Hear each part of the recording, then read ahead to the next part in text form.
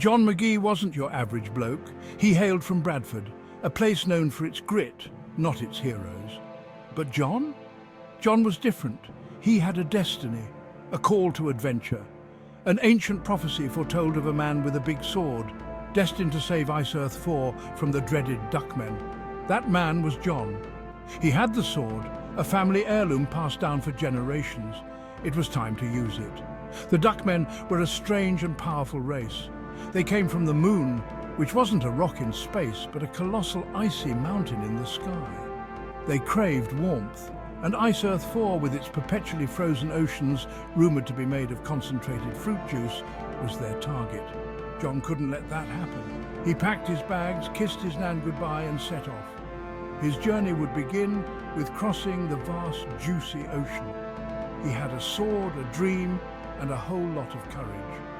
What could possibly go wrong? The prophecy didn't mention anything about seasickness. John gripped the railing of his rickety boat, his stomach doing somersaults. He'd bought the vessel from a toothless old sailor who swore it was seaworthy. John was starting to doubt the old man's word. The juicy ocean lived up to its name.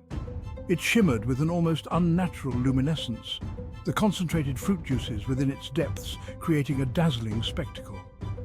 Despite the nausea, John pushed on. He had to reach Iceearth 4. The fate of the world, or at least a very important part of it, depended on him. He clutched the hilt of his sword, drawing strength from its cold, reassuring weight. He was ready for anything, or so he hoped.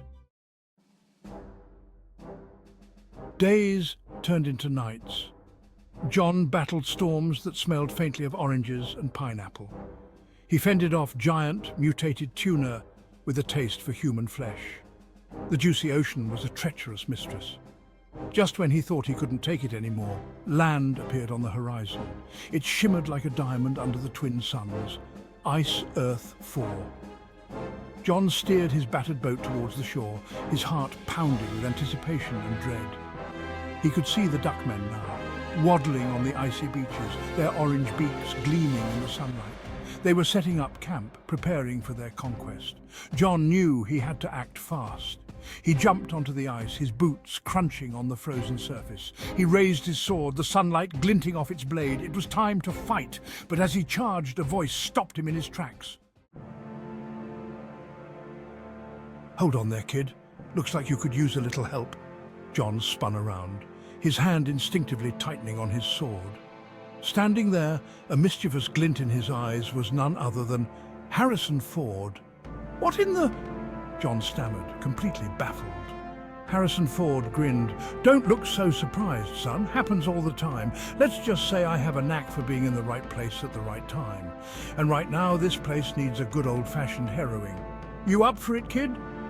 John, still trying to wrap his head around the fact that Indiana Jones himself was standing on Iceearth 4, could only nod dumbly.